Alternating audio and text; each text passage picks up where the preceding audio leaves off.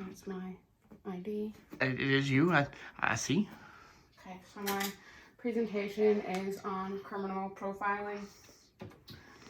Criminal profiling is essentially where psychiatrists and psychologists work together to try and come up with a profile, so to speak, of what a suspect might be like, to try to figure out, to narrow down the suspects that the police might have.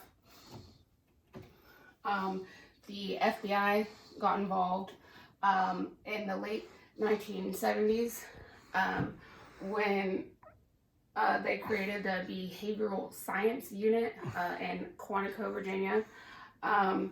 It's now called the National Center for the Analysis of Violent Crime. I cannot say that in one breath. The case that really started to put the criminal profiling on the map and like show people that this is a good thing is People versus Hawthorne, which ruled that psychologists can actually testify in court for somebody's psychological fitness.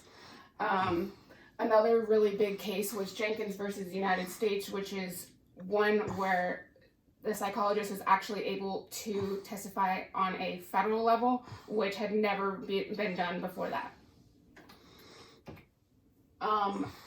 So criminal profiling, it's not the way that TV shows like Criminal Minds makes it out to be, where the motive is the main thing as to what, like, that they find and that's it, and then everybody knows what's happening.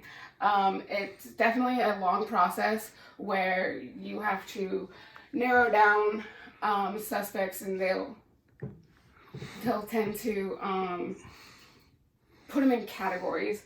So the categories tend to be something like age, the sex, the educational level, even how close the person might be to the crime scene, and even their sexual orientation can have a role in the crime.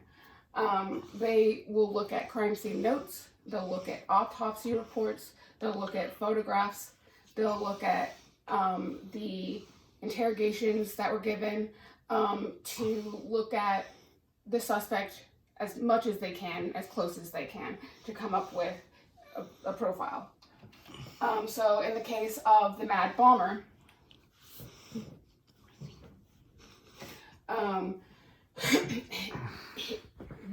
in the 1940s and 50s, he bombed tons of bombs within those 10 years in New York, and people could not figure out who was doing it, so they turned to a psychologist.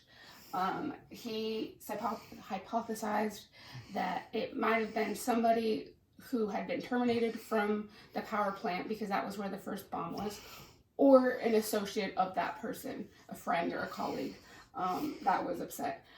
When they found George Metesky, he confessed to the crime, and the psychologist was right that he had been fired from the power plant,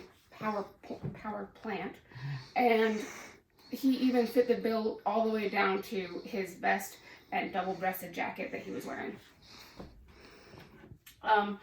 In the case of Lawrence Bittaker, the toolbox killer, he was one of the most disturbing people that the first crime psychologist had interviewed. So I thought that was kind of interesting. Ted Bundy. Everybody knows Ted Bundy. Investigators were able to build a psychological profile based off of talking to ex-girlfriends. And so they were able to find him because of the psychology that they had put forth with the ex-girlfriends and all of that. And that's the end of my presentation. Thank you. Insert applause. Fade to black.